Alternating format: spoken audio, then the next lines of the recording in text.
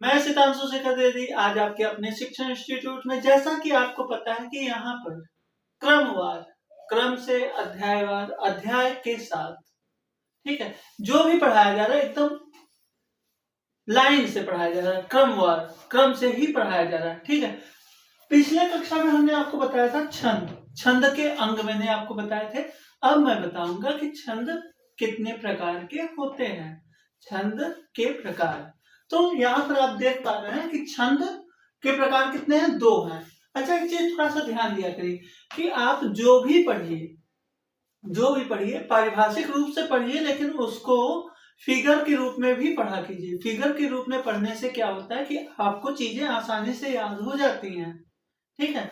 तो चीजों को अगर फिगर के साथ पढ़ रहे हैं, जैसे ये एक फिगर है हमारा, तो ये देखिए हमारा एक नजर में देखने पर क्लियर हो जा रहा है कि छंद कितने प्रकार के हैं। यहाँ सामने 2 लिखा है तो 2 प्रकार के हैं। फिर उन दोनों के कितने कितने प्रकार है ये एक बार में पता चल रहा है। अब आप इसे जब वैसे पढ़ोगे पारिभाषिक रूप में, तो उसे लाइन कुछ इस प्रकार से बनेगा। छंद 2 प्रकार के होते हैं, पहला मात्रिक होता है, दूसरा वार्णिक होता है। फिर मात्रिक छंद क्या होता है, वार्णिक छंद क्या होता है, फिर उसके बाद परिभाषा देने के बाद आएगा मात्रिक छंद के प्रकार, ठीक है। तो कभी कभी फिगर से याद करना, याद करने का फिगर बहुत अच्छा होता है। तो हम चलेंगे इस पे अपने टॉपिक पर, मात्रिक छंद। पहले आप इसको जान लीजिए, छंद कितने प्रकार के हैं, 2 प्रकार के हैं। पहला मात्रिक छंद, दूसरा वार्णिक छंद। मात्रिक छंद हमारे 3 प्रकार के होते हैं, सम मात्रिक, अर्ध सम मात्रिक एवं विषम मात्रिक छंद। फिर दूसरा है हमारा वार्णिक छंद। वार्णिक छंद भी हमारे कितने प्रकार के हैं, 2 प्रकार के हैं।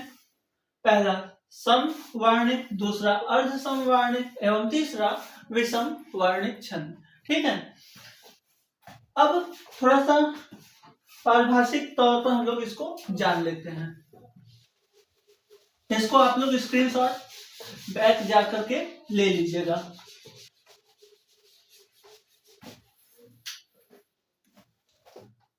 हेडिंग है हमारा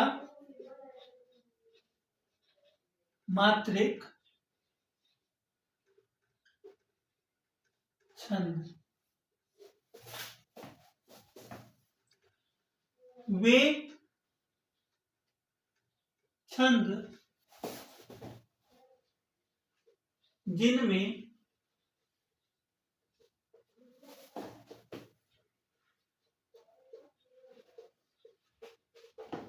मात्राओं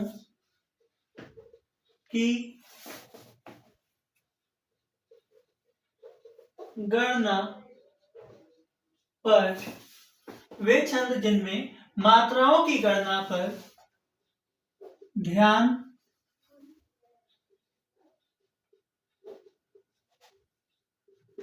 दिया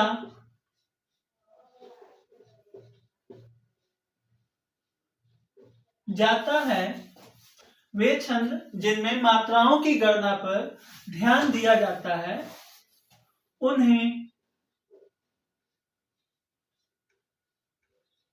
मात्रिक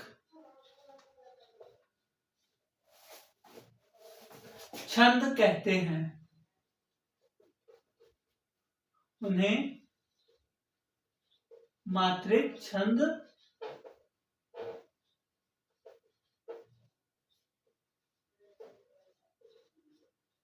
कहते हैं। ध्यान दीजिएगा, वे छंद जिनमें, देखिए नाम से ही क्लियर हो जा रहा है, मात्रिक है तो मात्रा पर ध्यान दिया जाएगा, वार्णिक है तो वर्णों पर ध्यान दिया जाएगा, ठीक है। वे छंद जिनमें मात्राओं की गणना पर ध्यान दिया जाता है, उन्हें मात्रिक छंद कहते हैं, ठीक है। जैसे कुछ भी आप देख लीजिए। अच्छा, एक चीज और ध्यान दीजिएगा, मात्रा हमारा कौन कौन सा कल हमने आपको बताया था, ह्रस्व और दीर्घ।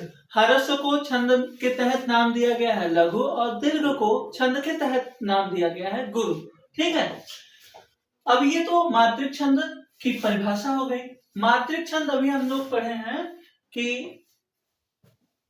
क्या होता है, कितने प्रकार के हैं। मात्रिक छंद हमारे कितने प्रकार के हैं, 3 प्रकार के। पहला कौन सा था, सम, सम मात्रिक, सममात्रिक छंद। सममात्रिक छंद। तो सममात्रिक छंद क्या है, लिख लीजिए ताकि फिर बाद में समझाते हैं आपको। वे मात्रिक छंद जिनके सभी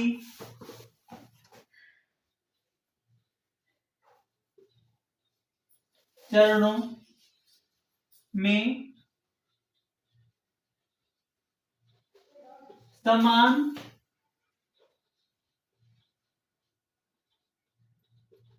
मात्राएं होती हैं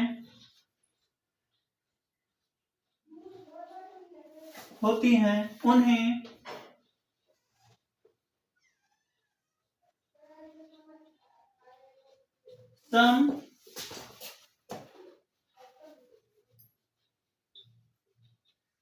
मात्रिक छंद कहते हैं। आप लोग लिख लीजिए इसको।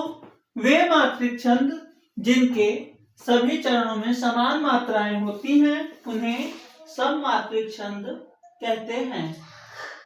ठीक है, आप लिखिए। जो जो धीमे लिख पा रहे हैं वे इसका स्क्रीनशॉट ले सकते हैं। ठीक है, जैसे एग्जांपल है इसका, जैसे में लिख लीजिए।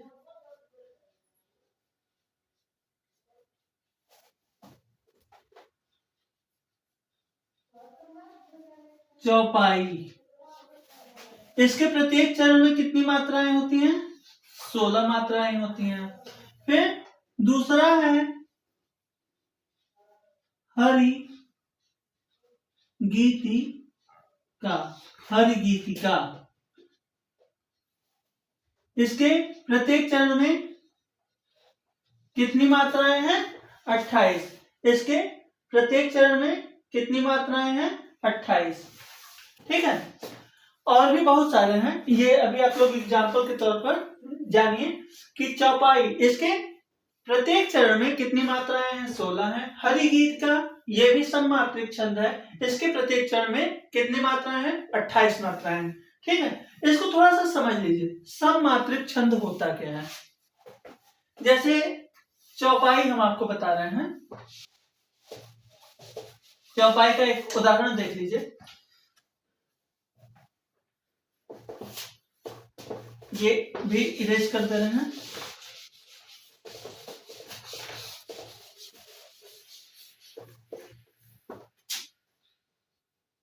जय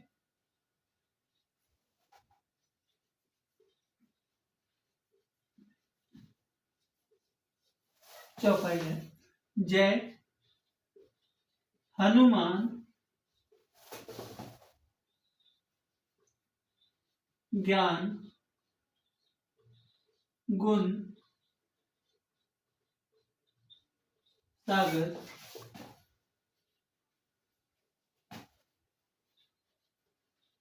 जय कपीस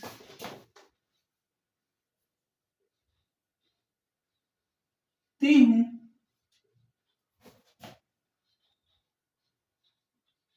लोक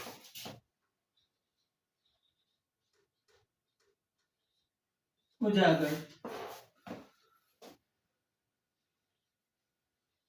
राम दूत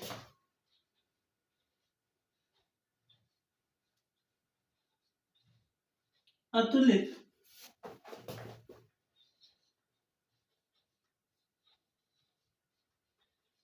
बलधामा। रामदूत अतुलित बलधामा अंजनी पुत्र पवन सुत नामा।